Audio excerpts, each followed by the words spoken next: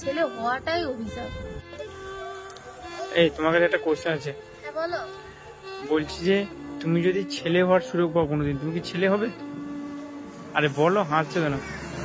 ছেলে কেন? পশু পাখি যাই হতে বলো সব হয়ে যাবো, ছেলে ওটা পারবো না। কেন? কিছু কারণ আছে হয়তো। আরে কারণগুলো তো বলবে, আমি তো জানতে চাই নিশ্চয়ই। তুমি এত বড় কথা বলছো যখন।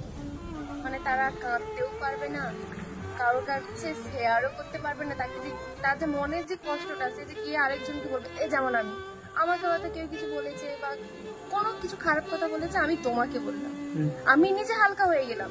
কিন্তু ছেলেদেরকে যখন কেউ কিছু বলছে তখন ছেলেরা কিভাবে হালকা হবে? মানে সে কাউকে বলতেও পারবে না, কাঁদতেও পারবে না। আমার কাঁদলে বলবে মেয়েদের মতন কাঁদছিস। মানে তাদেরকে এই সমস্ত সহ্য করতে হয়।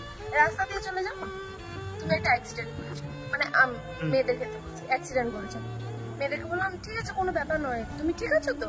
কিন্তু ওইটা যদি মেয়ের জায়গায় ছেলে হতো, ছেলে যদি অ্যাক্সিডেন্ট হতো তাকে মারধর গালাগালি, মানে তাদের এটা সহ্য করতে হয়। মানে আমাকে যে উপরওয়ালা মেয়ে করে পাঠিয়েছে এটা আমার ভাগ্য বলো, ছেলে করেনি, এটাই ভাগ্য।